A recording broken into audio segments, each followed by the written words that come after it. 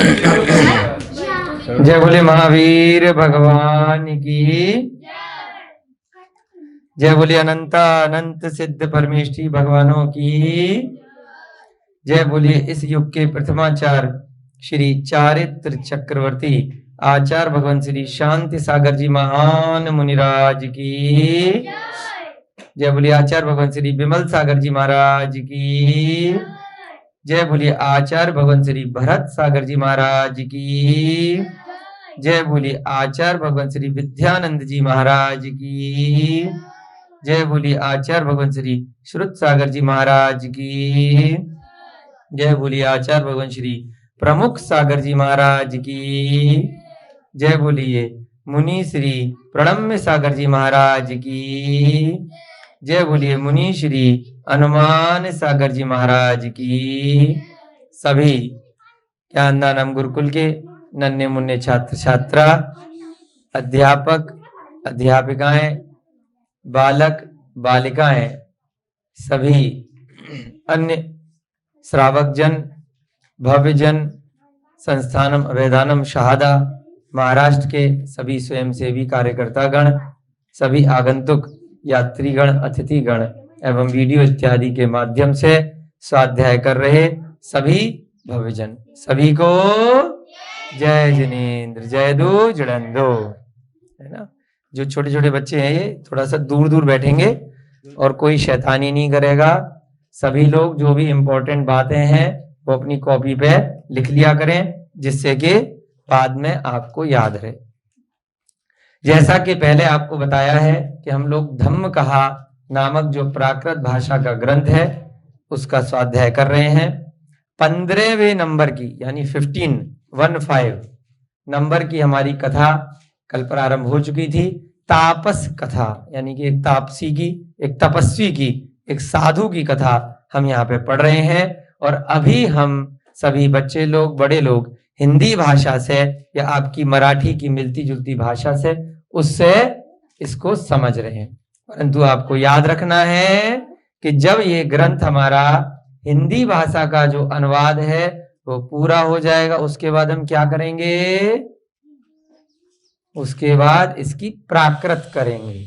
ये सारी जो कहानियां हमने पढ़ी हैं, एक एक शब्द हमारे गुरुजी भैया जी बोर्ड पर लिखेंगे और उसकी हिंदी करेंगे। ग्रामर भी सीखेंगे प्राकृत की, है ना। जैसा आपको बताया है कि आप सबको इस महीने बहुत जल्दी से प्राकृत में एडमिशन लेना है। ब्राह्मी तो लगभग आपने सीख ही ली है।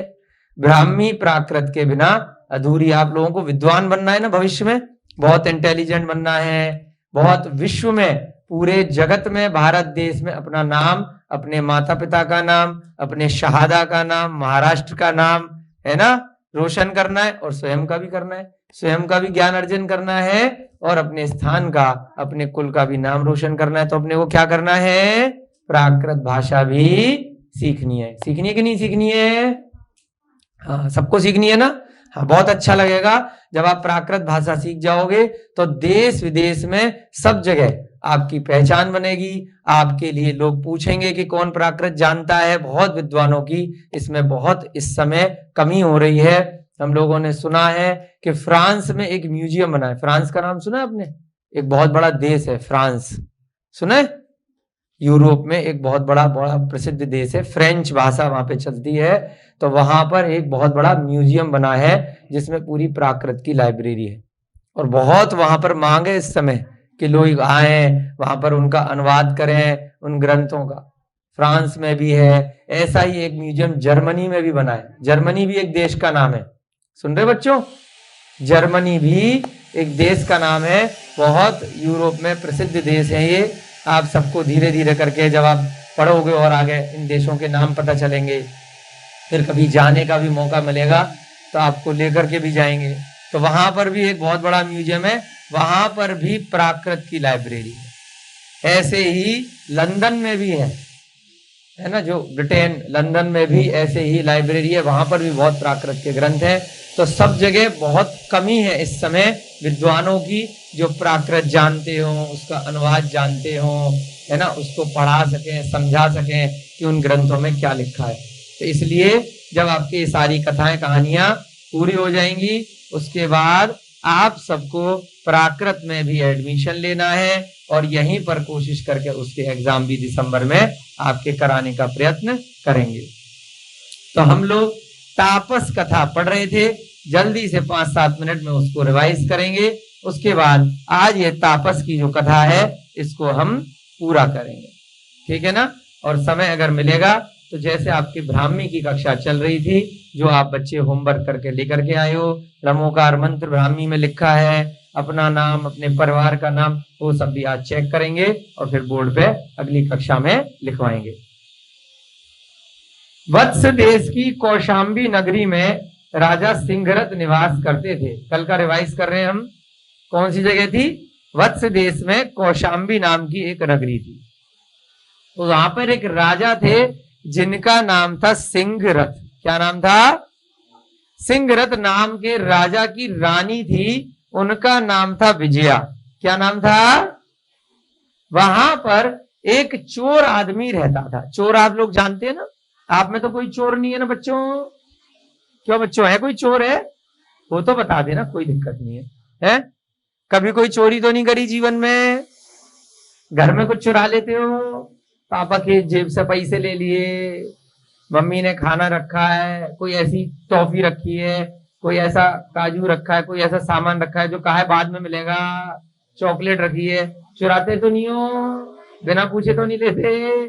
क्यों? कभी 1 रुपया 2 रुपया, कभी किसी का स्कूल में पेन तो नहीं चुराते? कॉपी किताब है? क्यों बच्चों, कभी चुराया? नहीं चुराया ना? वेरी गुड, सब बच्चे ताली बजाएंगे अपने आपस में एक दूसरे के लिए। कभी भी बच्चों को कोई भी छोटे से छोटी चोरी भी नहीं करनी है, ना घर में, ना बाहर, और ना ही स्कूल में। किसी की भी वस्तु को बिना पूछे हुए ले लेना, भले ही मजाक में ले लिया कि मैंने तो ये चीज मजाक में छुपा ली, बाद में दे दूंगा, वो भी चोरी में ही आता है। बिना दिए हुए, सामने वाले ने अपने मन से दिया, या बिना आपने पूछे हुए, पूछ के भी नहीं लिया, लेके रख लिया, एक स्थान से दूसरे स्थान पर रख दिया, वो सब क्या कहलाता है? वो सब चोरी में ही आता है। चाहे आपने किसी के घर में जाकर के चोरी करी, किसी की दुकान में चोरी करी, किसी की रास्ते में साइकिल उठा करके ले गए, किसी की गाड़ी ले गए, किसी का पर्स मिल गया उसको उठा लिया, किसी के पैसे गिर गए रास्ते में वो भी अगर रख लिए, है ना। आपने चोरी करी कि नहीं करी? पड़े हुए थे भाई, मेरे को तो पाया है, बताओ चोरी मानी जाएगी कि नहीं मानी जाएगी? मानी जाएगी। उसको लेकर के आपने साइड में रख लिया तब तक तो ठीक है, अगर लेकर के आपने अपने पास रख लिया और उसके बाद उसको अपने उपयोग में पैसों को खर्च कर दिया तो चोरी ही मानी जाएगी। आपने उससे बचना है। उस पैसे को कहीं से पर्स मिल गया, उसमें आपने कोई कार्ड वगैरह देखा और ढूंढ करके उसके जो उसका मालिक था उस तक पहुंचा दिया, तब तक तो ठीक है, चोरी नहीं है। किसी का मोबाइल मिल गया, आपने रिसर्च करी कि भाई किसका है, कहाँ है, उसको देने का प्रयास किया, वहां तक पहुंचाया तो चोरी नहीं है। और अगर अपने पड़ा हुआ वस्तु भी, मोबाइल, पर्स, कुछ भी सामान अगर आपने रख लिया तो चोरी ही है। ऐसे ही एक तपस्वी बाबा रहते थे उस नगर में, जो चोरी करके अपना काम चलाते थे। दिन में तो ढोंग करते थे, हवा में रस्सी में लटक करके एक छीका बना करके रहते थे कि भाई मैं पर वस्तु क्या, पर जमीन को भी नहीं छूंगा। किसी और की जमीन है, किसी और का खेत है, किसी और का बाग है, तो मैं उसको टच नहीं करूंगा, मैं तो हवा में रहूंगा, यहीं कोई खाना पीना मुझे ऊपर लटका के दे देगा तो खा लूंगा। ऐसा ड्रामा वो करते थे, नौटंकी करते थे, ढोंग करते थे। और रात में क्या करते थे? रात में भेष बदल करके ढोंगी बाबा का निकलते थे और चोरी करते थे, लोगों के घरों में चोरी करके अपना काम चलाते थे। उस पैसे से उन्होंने बहुत सारे अपने चोर चेले बना लिए थे। पैसे से तो आप कुछ भी खरीद लो, है ना। तो उन्होंने क्या किया? अपने चेले बना लिए, सेवक रख लिए। एक दिन नगर में कोलाहल मच गया, शोर मच गया कि भाई नगर में चोरी हो गई है। और राजा को जैसी पता चला, बहुत सारे मकान, बहुत सारे घर, बहुत सारा खजाना, धन संपत्ति लुट गई है, मेरे नगर में चोर आ गया, ऐसा कैसे? राजा ने क्या किया? कोतवाल को पकड़ा। सैनिक को पकड़ा अपने, जो सैनिकों का सेनापति था, कि भाई अगर चोर को 7 दिन में पकड़ कर नहीं लाए तो चोर तो पकड़े में आएगा नहीं, तुम्हें निपटा दूंगा मैं।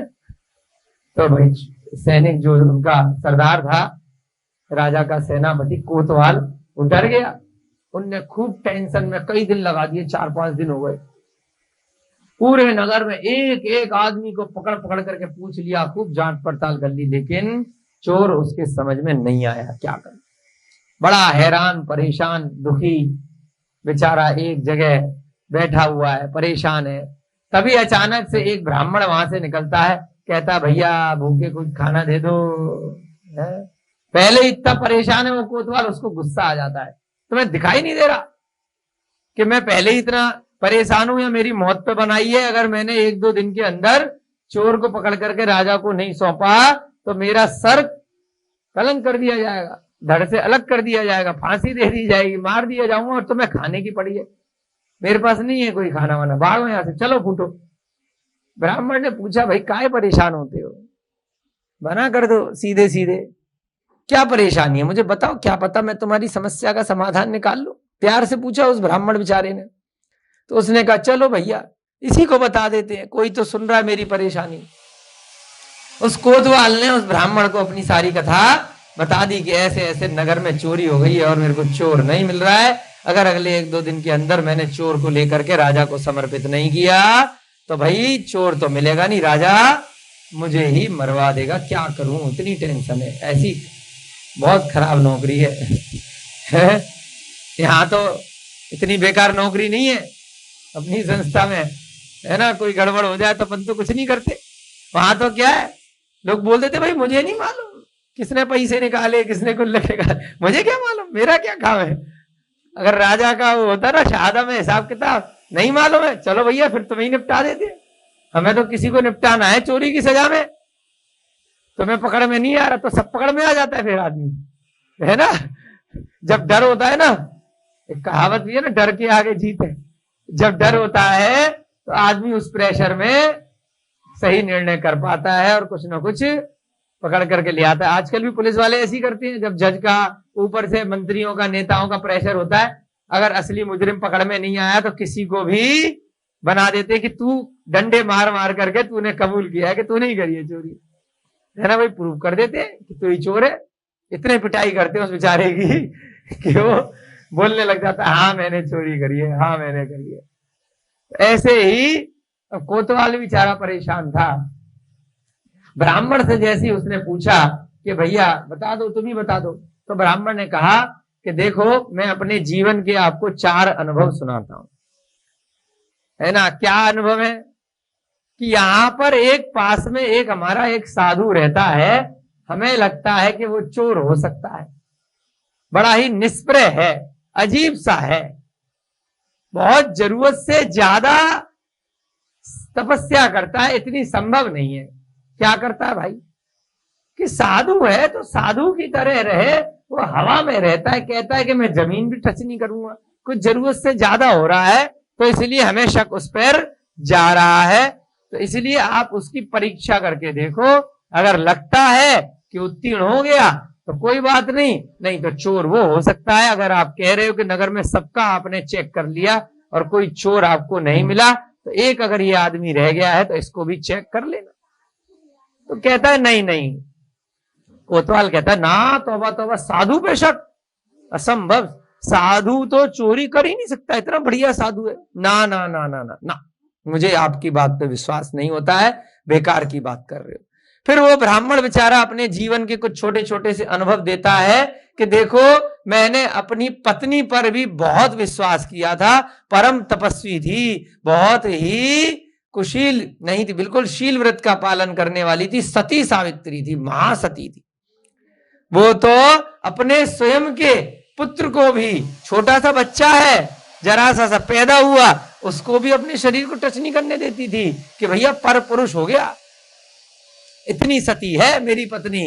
और वो कपड़ा लगा करके उसको दूध पिलाती थी। लेकिन एक दिन रात्रि में मैंने देखा कि अपने घर के नौकर के साथ ही वह कुकर्म कर रही है, तो मुझे फिर सारा की सारा विश्वास उठ गया और मैं वैरागी हो गया, वैराग्य हो गया कि इस संसार में भैया कुछ नहीं है, अपनी पत्नी ही अपनी नहीं इतनी ढोंगी है, तो बाकी संसार से हमें क्या लेना देना। तो मैं वैरागी बन के निकल गया। लेकिन कभी इमरजेंसी में जरूरत पड़ जाए तो मेरे पास थोड़ा सा सोना था, तो मैंने उसकी एक छड़ बनवा रखी थी, उसको मैंने एक बांस के डंडे में बांध करके अंदर डाल लिया कि किसी को दिखाई नहीं देगी, और कभी जरूरत पड़ गई किसी ऐसी इमरजेंसी में तो उसका थोड़ा थोड़ा सा सोना बेच करके मैं काम चला लूंगा। वो मैं छड़ लगा करके बांस के अंदर छुपा करके हमेशा रखता था। बहुत दिन हो गए, मार्ग में मुझे एक बड़ा अच्छा सा ब्रह्मचारी मिल गया, बेचारा अकेला घूमता था। तो मुझे लगा, उसे लगा कि दोनों को भाई कंपनी मिल जाएगी, वो भी अपने रास्ते घूम रहा है, जगह जगह नगर नगर भटक रहा है और अपना ज्ञान प्राप्त कर रहा है, ज्ञान लोगों को दे रहा है, और रास्ते में कहीं पर भी ब्राह्मणों को लोग भिक्षा दे देते हैं, हम लोग अपना काम चला लेते थे। दोनों इकट्ठे होकर के एक दूसरे की कंपनी में नगर नगर स्थान स्थान घूमने लगे।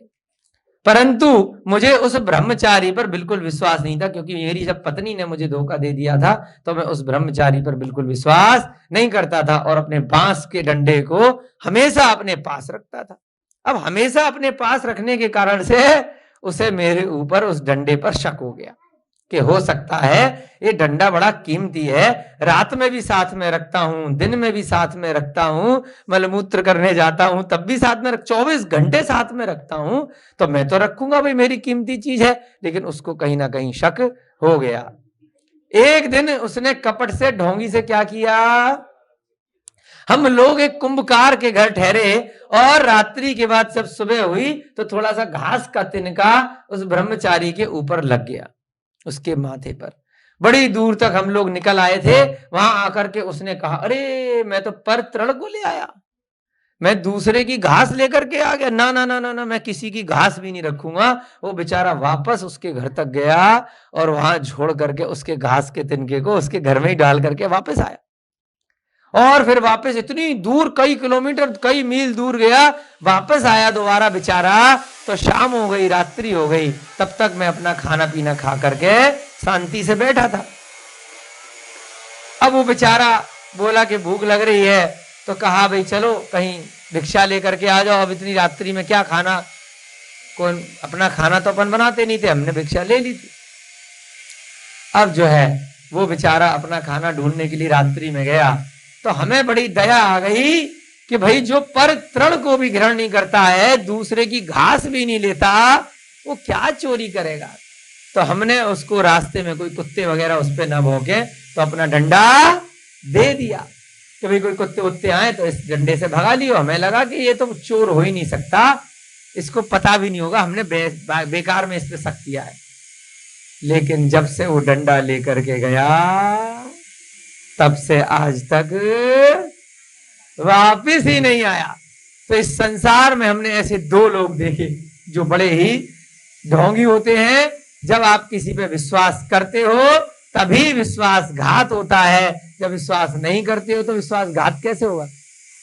क्यों सूर्यवंशी भाई साहब, है ना? किसी पे विश्वास करोगे तभी तो विश्वासघात होगा। जब सांप रख रखा होगा तभी तो वो आस्तीन का सांप होगा, तभी तो आपको ठगेगा, तभी तो आपको लूटेगा। तो विश्वास तो करना पड़ता है, बिना विश्वास के तो काम चलता भी नहीं है। लेकिन विश्वास ना भी करोगे तब भी काम नहीं चलता, और विश्वास करोगे तब भी आपको धोखा आपके कर्मों के कारण, आपकी किस्मत के कारण आपको मिल जाता है। उससे आपको सीखना है। तो यहाँ पर वो ब्राह्मण ने उस कोतवाल को दो उदाहरण कल की कक्षा में दिए थे। आज की कक्षा में दो और उदाहरण वो बताएगा, अपने जीवन के 4 धोखे जिससे उसने सीखा है। उन 4 धोखों को उस कोतवाल को बताया जा रहा है, जिससे कि भाई कोतवाल को बता रहा है कि भैया दूसरों के अनुभव से सीख लो। हम ब्राह्मण इतने बुढ़े हो गए, हमने 4 अनुभव लिए हैं, सीख लो, नहीं तो अपने से सीखोगे उम्र निकल जाएगी, और अगर ज्यादा दिन हो गए तो राजा तुम्हें निपटा देगा। इसलिए अगर एक ये साधु बचा है, इसकी परीक्षा ले लो, क्या पता यही चोर निकले। तीसरा, तदनंतर महाअटवी में जाते हुए मैंने एक वृद्ध पक्षी को देखा। किसको देखा? मैं विहार करते करते अब मेरी छड़ी वड़ी चली गई। पहला क्या था, अपने घर में पत्नी ने धोखा दिया तो घर से निकल गया। एक सोने का टुकड़ा लेकर के गया, तो सोने का टुकड़ा उस ब्रह्मचारी ने लूट लिया धोखे से डंडे के अंदर। उसके बाद अब फिर खाली हो गया, कोई बात नहीं भाई, फिर चल दिया, घर तो वापस जाऊंगा नहीं, अब सोना भी लुट गया। तो महाअटवी में जाते हुए मैंने एक वृद्ध पक्षी को देखा। किसको देखा? बूढ़े पक्षी को देखा, है ना। कहां पर देखा? महाअटवी। अटवी किसे बोलते हैं? एक जंगल इत्यादि, बहुत बड़ा जंगल है। मैं विहार करते करते कहीं भी पहुंच गया तो वहां मैंने एक बेचारे बूढ़े पक्षी को देखा। एक महावृक्ष के ऊपर रात्रि में बहुत पक्षियों का समूह एकत्रित होता है। अब मैं वहीं रुक गया, कई दिन तक उसी जंगल में आसपास काम चला लेता था अपना, भिक्षा इत्यादि से, फल फ्रूट से। तो वहां मैंने देखा कि एक बहुत बड़ा पेड़ है। क्या है बच्चों? महावृक्ष। उस बहुत बड़े पेड़ पर दिन में पक्षी इधर उधर फल फूल खाने जाते हैं, दाना लेने जाते हैं, पानी पीने जाते हैं, और रात्रि में एक जगह आकर के विश्राम करते हैं, जहां उनका घोंसला होता है, जहां उनके अंडे होते हैं, जहां उनके बच्चे रहते हैं, है ना। जैसे आप भी पूरे दिन विद्यालय में रहोगे, यहाँ वहां, रात्रि को अपने घर पहुंचोगे ना, जहां आपके माँ बाप है, और ऐसी माँ बाप होते हैं। बेचारे पिताजी नौकरी के लिए कहीं पूरे दिन जाएंगे, हमारे सूर्यवंशी जी पूरे दिन ऑटो चलाने के लिए बाहर निकलेंगे, रात में घर जाओगे नहीं जाओगे। ऐसे पक्षी होते हैं, वो भी प्रतिदिन रात को अपने घर पे, अपने पेड़ पर जाकर के पहुंचते हैं जहां उनका घोंसला होता है। तो वहां पर बहुत सारे पक्षियों का समूह इकट्ठित हो जाता था। अब यहाँ पे कथा किसकी सुना रहे? देखो ध्यान से, इस संसार के हर गति के जीव की ब्राह्मण बता रहा है कि पहले मैंने अपने पत्नी को देखा, उसके बाद मैंने ब्रह्मचारी को देखा, फिर मैंने एक पक्षी को भी देखा। कि पक्षी भी कैसा हो सकता है ना, कि वहां पर रात्रि में बहुत सारे पक्षी इकट्ठे हो जाते हैं। उनमें अत्यंत वृद्ध पक्षी रात्रि में अपनी भाषा में अन्य पक्षी से कहता है। एक बड़ा बूढ़ा पक्षी था, उसमें कौन था? एक बूढ़ा पक्षी था। अब पक्षियों की भी अपनी भाषा होती है, हमें समझ में नहीं आती है। जैसे हम लोग ये 5 प्रकार से, कभी होठ है, कभी जीव है, अलग अलग तरीके से अपन बातचीत करते हैं ना। सारे शब्द जो बोल पा रहे हैं आप हमारे शब्दों से समझ पा रहे हो, लिखने से लिख लेते हो। थोड़ा सा मनुष्य क्या है, थोड़ा विद्वान होता है, तो उसके पास बहुत सारे भाषाएं होती हैं, बोलने की कला होती है। पक्षियों के पास थोड़ा कम होती है। तोते को देखा होगा आपने, मोर को देखा होगा, चिड़ियाओं को देखा होगा, कोयल को देखा होगा, बगुले को देखा होगा, है ना, चील को देखा होगा। अलग अलग प्रकार के हजारों लाखों प्रकार के पक्षी होते, वो सब भी अपनी अपनी भाषा में कुछ ना कुछ संवेदनाओं के माध्यम से, कुछ भावों के माध्यम से, कुछ अपने अपने शब्दों के माध्यम से अपनी बात कह लेते हैं। पक्षी भी कह लेते हैं, जानवर भी कह लेते हैं। कुत्तों को भी देखा है, अलग तरीके से भौंकते हैं, खरगोश अलग तरीके से आवाज निकालते हैं, बिल्ली अलग आवाज निकालती है, निकालती है।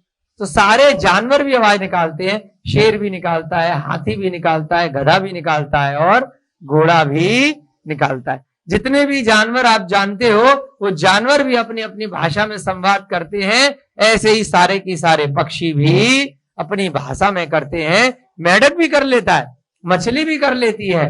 सारे की सारे तिर्यंच गति के जीव अपनी अपनी भाषा में कुछ ना कुछ बातचीत किया करते हैं। ऐसे ही यहाँ पर कथा आ रही है, वो बूढ़ा पक्षी अपनी भाषा में अन्य दूसरे पक्षी से कहता है। ध्यान दीजिएगा क्या कहता है। एक बूढ़ा पक्षी है और बहुत सारे उस पेड़ पर अन्य पक्षी हैं, सारे की सारे इकट्ठे होते। अब बूढ़ा वाला अन्य पक्षियों को क्या कहता है? हे पुत्रों, अब मैं उड़ने में समर्थ नहीं हूं, बूढ़ा हो गया हूं, क्योंकि मैं अति वृद्ध हो गया हूं, मैं ज्यादा उड़ नहीं पाता। इतनी दूर जाऊंगा, मेहनत करूंगा, है ना, ढूंढूंगा अपने लिए दाना, पानी, अनाज। और कई पक्षी क्या होते हैं? नॉन वेजिटेरियन भी होते हैं। बड़ा पक्षी दूसरे पक्षी को खा लेता है। चील को देखा है आपने? चील क्या करती है? छोटे छोटे पक्षियों को पकड़ लेती है। कौवा भी छोटे छोटे पक्षियों के अंडों को पकड़ लेता है। गिद्ध भी पकड़ लेता है। बगुला भी देखा होगा आपने, यहाँ नदी में पीछे गोमई नदी है ना, यहाँ पर बगला क्या करता है, मछलियों को पकड़ लेता है छोटी छोटी, बगला बैठा रहता है ना। तो बहुत सारे दूसरे पक्षी, बड़े पक्षी छोटे पक्षी को, या बड़े पक्षी छोटे जीवों को खा लेते हैं, मार लेते। छोटी चिड़िया भी कई बार देखी है, छोटी छोटी चींटी हुई, छोटे छोटे कीड़े मकोड़े हुए, केंचुए हुए मिट्टी में, उनको खा लेते हैं।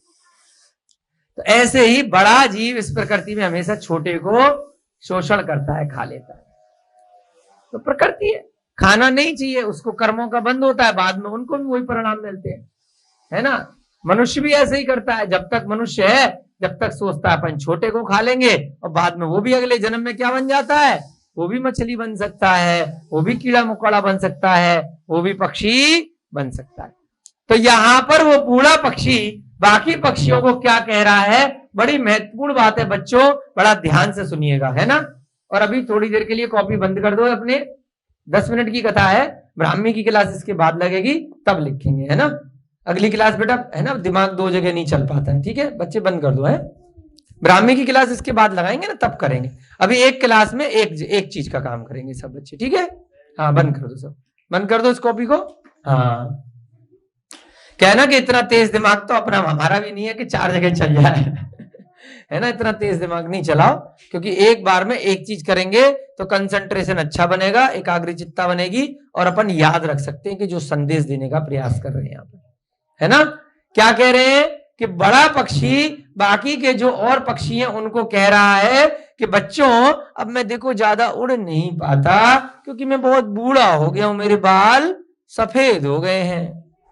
तो कभी भी भूख से पीड़ित होकर के, देखिएगा पक्षियों का ढोंग भी आ रहा है यहाँ पर, बहुत महत्वपूर्ण बात है, कि कभी मेरे को बहुत भूख लगी, और कहीं तुम्हारे जो अंडे वंडे यहाँ रखे हैं ना घोंसलों में, तुम्हारे छोटे छोटे से पक्षी हैं, कहीं मैं तुम्हारे पुत्रों का भक्षण ना कर लूं, इसलिए प्रातः काल होने पर मेरे मुंह को बांध करके आप लोग चले जाना। क्या कहा उस बूढ़े पक्षी ने बाकी दूसरे पक्षियों से कि देखो मैं बड़ा बूढ़ा हो गया हूं, अब मैं ज्यादा जगह जा तो पाता नहीं हूं, और अपने लिए ढूंढने के लिए दूसरे पक्षी छोटे छोटे ढूंढना है, शिकार करना है, दाना ढूंढना है, रोटी ढूंढनी है, पानी ढूंढना है। तो देखो तुम्हें कहीं कल को अगर तुम्हारे पक्षियों को कोई यहाँ पे खा ले, दूसरा पक्षी बड़ा पक्षी आ जाए, और बाद में तुम मुझ पे शक करो, है ना, तो देखो ऐसा करना कि मेरे मुंह पे ना पट्टी बांध दिया करो, रोज रस्सियों से बांध दिया करो मेरे मुंह को, तिनके घास ला करके अच्छी सी रस्सियां बना लेते पक्षी भी, बड़े जबरदस्त बयावर पक्षी का हमने घोंसला देखा, इतना सुंदर, है ना, कैसे कैसे तिनको से इकट्ठे करके क्या पक्षी घोंसला बना लेते हैं। तो डेली मेरे मुंह पे रस्सी बांध दिया करो, है ना, पट्टी लगा दिया करो, और उसके बाद अपने बच्चों के लिए जो आपको भोजन लेने जाना है, अपने लिए जाना है, फिर घूमा करो, और वापस आकर के भाई मेरे लिए अगर कुछ बचे तो खिला दिया करो, नहीं तो कोई बात नहीं, बूढ़ा समझ करके, लेकिन बांध के जाया करो, है ना। जैसे बोलता है ना कि ताला लगा दिया घर में, और फिर चाबी रख ली, और खुद ही ताले को खोल लिया, चोरी भी कर ली, और फिर भाई ताला तो लग रहा है, पता नहीं किसने चोरी कर लिया, हमें तो मालूम ही नहीं, ताला वापस लगा दिया। तो अब उस बूढ़े पक्षी ने क्या कहा कि भाई मेरे मुंह पे, पक्षियों के अंदर भी कितनी छल कपट होती है, इसलिए पक्षी भी और जानवर भी नरक जा सकते हैं या दोबारा त्रियंच गति में आ सकते हैं, इसीलिए तो 84 लाख योनियां संसार में है। ऐसा नहीं है कि मनुष्य ही जाकर के त्रियंच गति पशु पक्षी बनेंगे या नरक जाएंगे, जानवर की पर्याय से, पक्षी की पर्याय से, मछली की पर्याय से, किसी भी त्रियंच गति की पर्याय से भी सीधे नरक जाया जा सकता है, या दोबारा त्रियंच की पर्याय मिल सकती है। मायाचारी फिर से करी, पहले मायाचारी करी तो पक्षी बन गए, जानवर बन गए, वहां रह करके भी मायाचारी करी तो वहां से फिर से उन्हीं योनियों में घूमता पे रह जाएगा ये जीव। यही कथा इस यहां पर बताई जा रही है कि पक्षी, बूढ़ा पक्षी क्या कह रहा है कि मेरे मुंह पर पट्टी बांध कर चले जाया करो, और फिर क्या कहता है, सभी पक्षी क्या कहते हैं कि पिताजी, मतलब उनके लिए बड़े थे, दादाजी, है ना, आप तो हमारे लिए पितामह हो। अरे नहीं नहीं नहीं, आप क्या करोगे, ना ना ना ना, कैसी बात कर दी, तौबा तौबा तौबा तौबा, आप हमारे बच्चों को खोगे, ना ना ना ना ना, पिताजी आप तो हमारे लिए पूज्य हो, अति वृद्ध हो, ऐसा कैसे संभव है, ना ना ना ना। आपने ये बोल दिया यही बहुत हो गया, आपको ऐसा नहीं बोलना चाहिए। तो सारे पक्षियों ने क्या कहा, उनको अपना पिता बना लिया ना। वृद्ध कहता है कि देखो बेटा, अब उसको तो छल कपट करना था। जो बूढ़ा पक्षी है उसने क्या कहा कि देखो, भूखा व्यक्ति कौन कौन से पाप नहीं कर लेता है ना। भूखा अगर कोई होगा उससे सारे पाप हो जाते हैं। अब कोई चोरी करता है, या बच्चों ने बोला हम चोरी नहीं करते, क्यों नहीं करते? एक तो संस्कार मिल गए ज्ञानदानम गुरुकुल के, और दूसरा सबके माँ बाप उनको भोजन दे रहे हैं, कपड़े दे रहे हैं, रहने के लिए मकान दे रहे हैं, है ना। आपको आने जाने के लिए, स्कूल में पढ़ने के लिए शिक्षा की फीस मिल रही है ना, कपड़े लत्ते मिल रहे हैं, पैसा मिल रहा है, गिफ्ट मिल रहे हैं, तो चोरी क्यों करोगे? सब कुछ मिल रहा है, खाना भी मिल रहा है। और अगर भूखे हो, कोई खाना पीना नहीं मिल रहा है, कपड़े नहीं है, गरीबी है, रहने को छत नहीं है, तो क्या करोगे? चोरी कर लोगे। कब करोगे? जब संस्कार से रहे तो। और अगर संस्कार है तब भूखे होने के बाद भी, कुछ भी न होने के बाद भी चोरी करोगे क्या? कुछ नहीं भी होगा तब भी। यहाँ ज्ञानदानम के गुरुकुल के बच्चे कभी भी गुरुकुल में, जो गुरुकुल के जो पढ़े हुए बच्चे हैं, कुछ न होने के बाद भी चोरी करेंगे क्या? नहीं करेंगे। क्यों नहीं करेंगे? क्योंकि कुछ नहीं भी है, फिर भी क्या है? संस्कार है। संस्कार मतलब चोरी करना पाप है, गलत है, इस कारण से कभी भी नहीं करेंगे। कभी भी कुछ भी हो जाए, अगर घर में फल फूल खाने पीने के लिए कुछ भी नहीं है, तब भी मांस खाएंगे क्या? नहीं खाएंगे। चाहे सड़क पर मुर्गा मिल जाए, उसको पकड़ करके खाएंगे क्या? नहीं खाएंगे, क्योंकि पता है मांस खाना बुरी बात है, पाप है। कुछ न होने के बाद भी पत्ते खा लेंगे सुखा करके, हम घास की रोटी बना करके खा लेंगे। जैसा किसने किया था? घास की रोटी किसने बनाई थी? महाराणा प्रताप। कितने बड़े राजा, कुछ नहीं था फिर भी घास की रोटी खा ली। लेकिन किसी जानवर का शिकार करके खाया क्या? नहीं खाया ना। तो ऐसे ही ज्ञानदानम गुरुकुल के बच्चे कभी भी मांसाहार नहीं करेंगे, कभी भी चोरी नहीं करेंगे, कभी भी दूसरे को नहीं मारेंगे, नहीं खाएंगे। लेकिन यहां पर जो बूढ़ा पक्षी है वो संस्कारित नहीं है, वो ज्ञानदानम गुरुकुल में पढ़ा हुआ नहीं है। तो क्या कर रहा है? मायाचारी कर रहा है, ढोंग कर रहा है, दूसरे पक्षियों को बोल रहा है कि बेटा भूखा पेट क्या कुछ नहीं करा लेता, चोरी भी करा लेता है, मांसाहार भी करा लेता है, इसलिए आप लोग क्या करो, क्या आप लोग मेरे मुंह को बांध दो। बड़ी रिक्वेस्ट करता है। सभी पाप कर सकता है, तो इसलिए उसने बहुत आग्रह किया। तो बाकी के पक्षियों ने क्या किया? अगर इतना बोल रहे हो तो प्रातः काल उसका मुंह अच्छे से रस्सियों से बांध देते थे और दिन में उड़ करके चले जाते थे। उनके चले जाने पर वह वृद्ध क्या करता था? पंजे होते ना पक्षी के, है ना, अब रस्सी बांध दी, हाथ तो खुले हुए हैं, क्यों? हाथ तो खुले हुए, मुंह पे पट्टी बांध दी, तो क्या करोगे? चतुर होगे तो हाथ से पट्टी खोल करके फिर बांध दोगे खा पी करके। तो उस बूढ़े पक्षी ने क्या किया? जैसे ही छोटे पक्षी, युवा पक्षी चले गए, अपने ही पैरों से, पैर यानी कि पंजे होते हैं ना पक्षी के, अपने ही पैरों से वो खा भी लेता है, पकड़ लेता है बहुत सारी चीजें। तो वह अपने ही पैरों से अपने मुख के बंधन को छुड़ा लेता था और उन पक्षियों के पुत्रों को खा लेता था। कितना गंभीर पाप कर रहा था देखो। पहले तो मायाचारी, फिर मांसाहार, और पुनः शाम को अपने पैरों से अब पहले की तरह मुंह को बांध करके बैठ जाता था, ऐसे करके। फिर से पट्टी बांध ली, फिर बैठ गया, खाया पिया चुपचाप, है ना।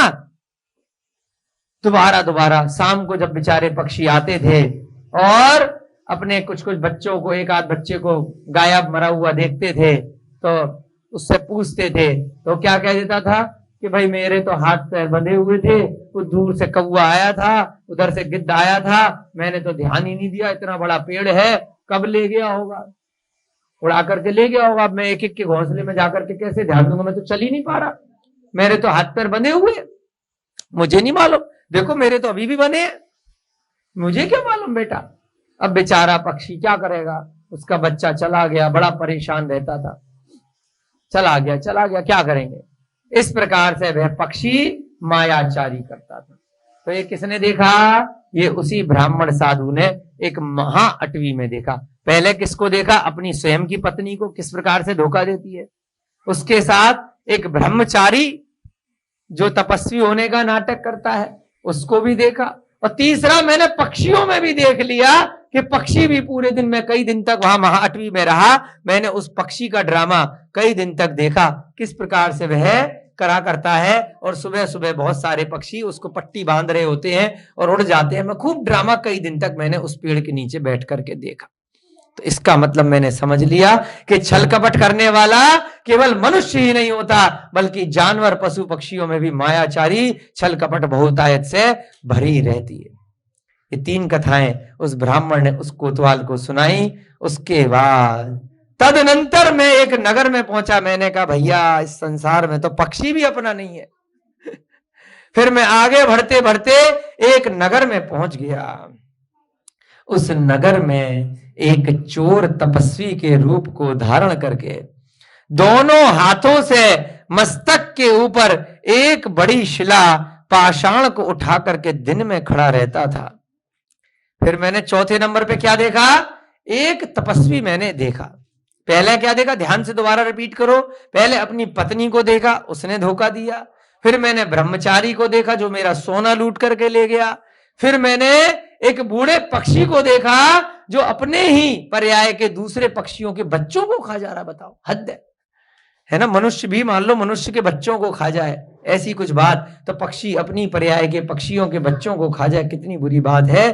फिर मैंने तदनंतर नगर में एक तपस्वी साधु को देखा जो दिन में क्या करता था, एक बहुत बड़ी शिला, एक चट्टान जैसे पत्थर होते ना बड़े बड़े, यहाँ पे एक शिला को पकड़ करके दिन में खड़ा रहता था, पाषाण की। और रात्रि में क्या करता था, हे जीव दूर हटो, मैं यहां पर अपने पैर रख रहा हूं, इस प्रकार कहता हुआ भ्रमण करता था, जिससे सभी जीव उससे अपसर जीव के नाम से बुलाने लगे। क्या करता था कि दिन में एक टांग पे खड़े होकर के या दिन में पूरे दिन तपस्या करता था। ऐसे बड़ा पत्थर ले लिया और हाथ में तपस्या कर रहा है। ऐसे हमने अभी सुना है कि एक साधु जी हैं, एक हाथ से ऐसे तपस्या कर रहे हो कि उनका हाथ ही ऐसा हो गया। अरे क्या जरूरत है ऐसी तपस्या करने की। जो जरूरत से ज्यादा अगर कुछ तपस्या कर रहा है तो शक जाता है ना। जरूरत से ज्यादा एक टांग पे खड़ा है कई कई दिनों तक, जरूरत से ज्यादा अपने चारों तरफ आग लगा करके खड़ा हुआ है ना। जिसकी जरूरत नहीं भी है फिर भी ओवर तपस्या कर रहा है, तो ऐसा लगता है कि दिखावा तो नहीं कर रहा है।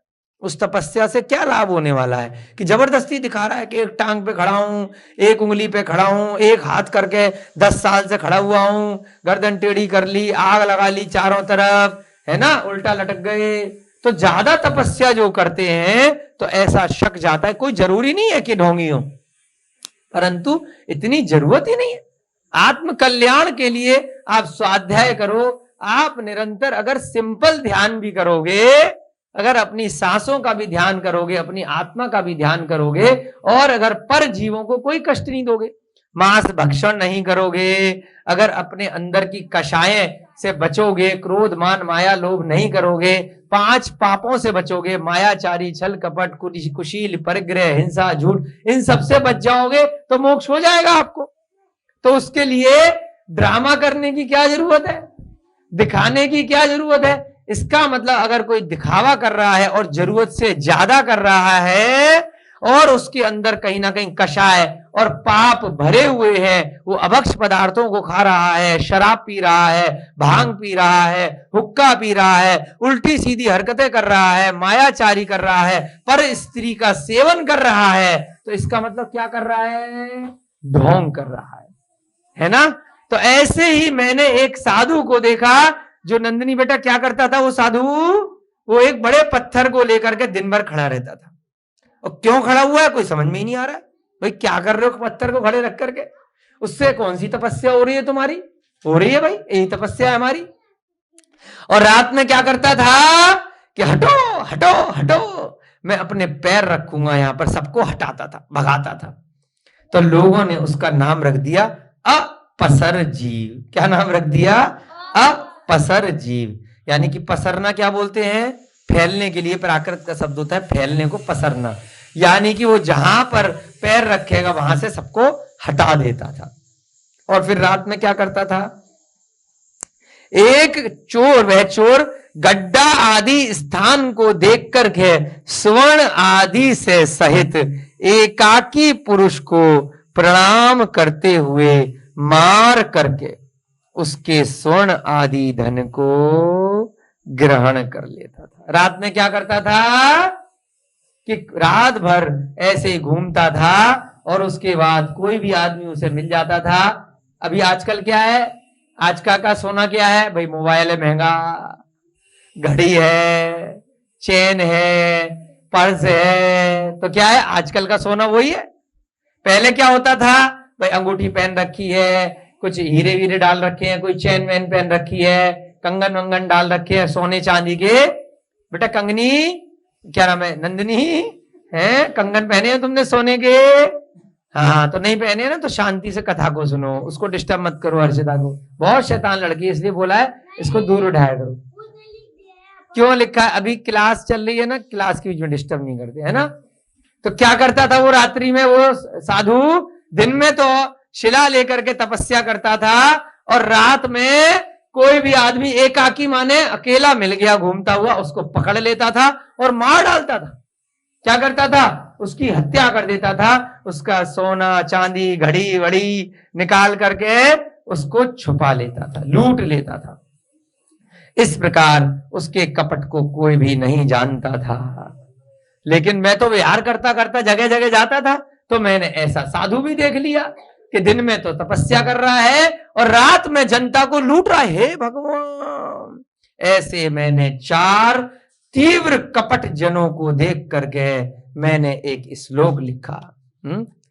मेरे भी मन में आया, जब मेरे जीवन में ऐसे 4 लोग मैंने देख लिए तो मेरे को मन किया कि कोई कविता लिख डालूं, कोई श्लोक लिख डालूं। तो ब्राह्मण अपनी कोतवाल को कथा बता रहा था कि मैंने 4 लोग अब जीवन में देखे। पहला कौन देखा? अपनी पत्नी को देखा। दूसरा कौन देखा? एक ब्रह्मचारी को देखा जिसने सोने को लूटा। तीसरा कौन देखा? मैंने एक बूढ़े पक्षी को देखा जो अपने ही बच्चों के बच्चों को खा जाता था। चौथा कौन देखा? एक कपटी साधु को देखा जो लोगों को मार करके रात में लूटता था और दिन में शिला रखता था। तो मैंने एक श्लोक लिखा, पुत्र का स्पर्श करने वाली स्त्री। क्या लिखा? पुत्र का स्पर्श करने वाली स्त्री, तृण का घात नहीं करने वाला ब्राह्मण, वन में काष्ठ मुख पक्षी और नगर में अपसर जीव से 4 महाकपटी मैंने देखे। जो चारों की उसने हेडिंग बना दी, 4 कहानियां जो सुनाई कि एक मेरी अपनी स्त्री जो पुत्र का स्पर्श भी नहीं कर रही है, ऐसी स्त्री महाकपटी ढोंगी।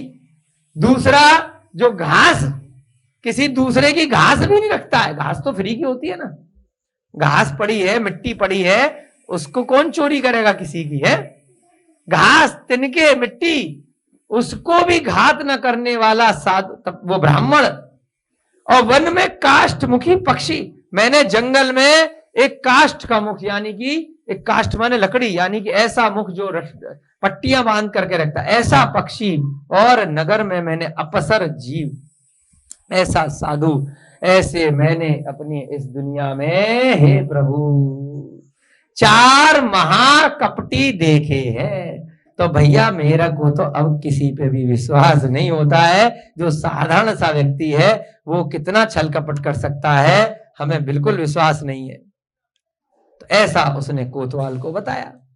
ऐसा कोट कहकर कोटपाल को धीरज बधाकर वह ब्राह्मण, अब उसने कहा चलो कोई बात नहीं, मैंने 4 देखे हैं, एक और चेक कर लेता हूं। उसने क्या कहा? कोटपाल को ये 4 कथाएं बताई और फिर वो ब्राह्मण उस सीके में रहने वाले तपस्वी के समीप गया। कि जो सीका माने सीका क्या होता है बच्चों? सीका क्या होता है?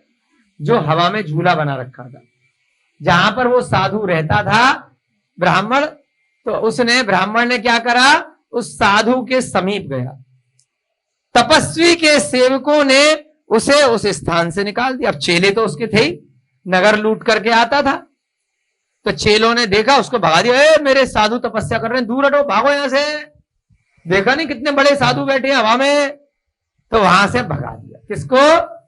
उस ब्राह्मण को, जो बेचारा चार पहले ही देख रखा है। किंतु वह शत्रंध बन करके पढ़ा रहा। लिखो शब्द शत्रंध, षटकोण वाला श्र, हाँ नहीं दूसरा शलगम वाला श, गोल वाला त्र, छत्रज्ञा वाला त्र, ऊपर बिंदी, और ध, धनुष वाला ध, शत्रंध। इसका तात्पर्य होता है सत अंध, यानी कि जो व्यक्ति शाम के बाद अंधा हो जाता है। एक बचपन में हमने पिक्चर देखी थी, कौन था उसमें, शायद कादर खान था हीरो, गोविंदा था। वो रात्रि में, कादर खान था शायद, तो वो रात्रि में अंधा हो जाता था, उसको दिखाई नहीं देता था। तो ये एक बीमारी होती है कि शाम के बाद क्लियर दिखाई नहीं देता है, धुंधला दिखता है, या दिखता नहीं है, दिन में ही दिखाई देता है। ऐसे ही उल्लू नाम का पक्षी होता है, कहते हैं कि उसको रात को दिखता है, उसको दिन में नहीं दिखता है, उसकी आंखें ऐसी होती है, ऐसा कहते हैं लोग, हमें कंफर्म नहीं। ऐसे ही चमगादड़ नाम का पक्षी होता है, वो भी रात में दिखता है और दिन में नहीं देख पाता है। तो ऐसे ही मनुष्यों में एक बीमारी होती है जिसको क्या बोलते हैं, शत्रंध, कि भैया रात में मुझे दिखेगा नहीं। तो अब वो ब्राह्मण ने, अब ढोंग का ढोंगी की तरह से ही पता लगाएगा। ध्यान दीजिएगा, परीक्षा लेनी है तो आपको उसके लेवल पे उतरना पड़ेगा। तो उस ब्राह्मण ने क्या किया कि वो रात्रि में अंधा बन गया कि मुझे कुछ दिखाई नहीं देता शाम के बाद। क्या किया उस ब्राह्मण ने कि भैया मुझे कुछ दिखाई नहीं दे रहा, तो वह अंधा बन करके वहां पड़ा। सेवकों ने वहां से निकाला, सीके में रहने वाले उसके पास में गया, उसके बंदों ने डंडा मार करके निकाला। उसने ऐसी एक्टिंग करी कि जैसे मैं टकरा रहा हूं, यहां वहां गिर रहा हूं, मुझे कुछ नहीं दिख रहा भाई साहब ना। पूरी उसने अंधे बनने की एक्टिंग करी। क्यों करी? क्योंकि उसको पता लगाना था यह रात्रि में अंधा है अथवा नहीं है। इस प्रकार उसके सेवकों ने शत्रंध तृण की काड़ी और अंगुली से नेत्रों को चारों ओर से स्पर्श किया। उन्होंने खूब ऐसी चीजें उसके सामने दिखाई। एक कोई काड़ी थी, उसको लगाया आंख में, डंडा चुभाया, है ना, चेक किया उसको खूब मार मार करके, है ना, आग लगा करके बहुत तरीकों से चेक किया कि इसके सामने ऐसी ऐसी एक्टिंग करते हैं, इसे दिखाई देता है कि नहीं देखता है, इसको चुभाते हैं, कोई तलवार लगाते हैं, काड़ी लगाई, खूब उसको जांच पड़ताल करी, लेकिन वो उसको झेल गया कि भाई अगर मैंने ज्यादा वो किया तो पता लग जाएगा कि मुझे दिखाई दे रहा है। उसके चेलों ने खूब चेक किया और उंगली डाल दी उसके नेत्रों में, डंडा डाल दिया, है ना, फिर भी वो बैठा ही रहा ऐसे, वो झेल गया ऐसे। फिर भी वह देखता हुआ भी नहीं देखता रहा। क्या कहा? उसे दिख रहा है लेकिन एक्टिंग क्या करी, मुझे कुछ दिखाई नहीं, देखता हुआ भाई नहीं देखता रहा। समझ रहे पवन भैया जी? देखने के बाद भी उसने एक्टिंग करी जैसे मुझे कुछ दिखाई नहीं दे रहा है, बैठा हुआ है, सामने से कोई जा रहा है पता ही नहीं है। उसने ऐसी बहुत बढ़िया एक्टिंग करी ब्राह्मण ने। अब उसको चलो भाई इसको दिखाई तो दे रहा नहीं है, कोई बात नहीं, पड़े रहने दो। उसके चेलों ने उसको फिर वहां से पड़े रहने दिया, उसको उठा करके दूर नहीं फेंका।